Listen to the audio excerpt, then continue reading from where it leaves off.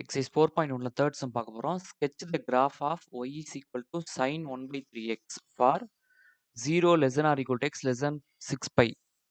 0 less than or equal to x less than 6π எனும் பொழுது y is equal to sin 1/3x இன் வரைபடம் வரைக அப்படின்னு கொடுத்துருக்காங்க. So y is equal to sin x.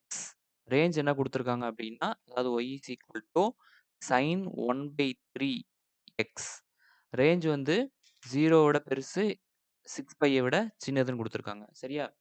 So இதுக்கு எக்ஸ் ஆக்சிஸ் எடுத்துக்கிறோம். சைனை பொறுத்த வரைக்கும் படம் வரையப்புறம் எக்ஸ் ஆக்சிஸ் ஒய் ஆக்சிஸ். இங்கே கீழே பார்த்தீங்கன்னா -1 வரைக்கும், மேலே பார்த்தீங்கன்னா 1 வரைக்கும்.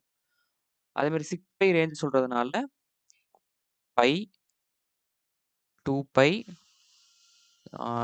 3π, 4π, 5π, 6π இப்படி எடுத்துக்கிறோம். இப்போ அடுத்தது பார்த்தீங்கன்னா இந்த படம் எப்படி இருக்கும் அப்படின்னா, இங்கே போயிட்டு திருப்பி இங்கே டச் ஆயிட்டு, திருப்பி இங்கே போயிட்டு இங்கே டச் ஆயிட்டு, இங்கே போயிட்டு இங்கே டச் ஆயிட்டு, திருப்பி கீழே இங்கே -1 டச் பண்ணிட்டு, இங்கே போயிட்டு இங்கே கீழே -1 டச் பண்ணிட்டு இப்படி போகும். சரியா? ஸோ இப்படி போகும்பொழுது இந்த -1 இந்த 1 விட்டு தாண்டிடக்கூடாது படம். அதே மாதிரி கீழே இந்த -1 விட்டு தாண்டிடக்கூடாது. சரியா? இப்படி போகும்பொழுது இப்போ நம்ம என்ன எடுத்துக்கிறோம்னா, first x is equal to 0. சரியா? இப்போ இந்த பாயிண்ட். அடுத்தது எக்ஸ் இஸ் ஈக்குவல் டு, அதாவது 1/3x இஸ் ஈக்குவல் டு 0. அப்போ எக்ஸோட வேல்யூ 0 தான். அடுத்து 1/3x is equal to by. இந்த 3 அந்த பக்கம் போச்சுன்னா மல்டிப்ளை ஆகிடும். அப்போ எக்ஸ் இஸ் ஈக்குவல் டு 3π. சரியா? 3πனா இந்த பாயிண்ட். அடுத்தது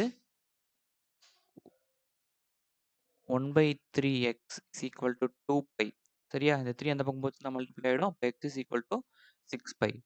அப்போ 6π இந்த இடம். அப்போ sin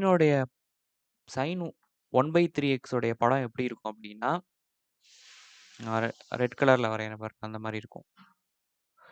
ஸோ இங்கே போயிட்டு இங்கே டச் பண்ணிட்டு இங்கே வந்துட்டு திருப்பி கீழே வந்துட்டு இங்கே போகும்.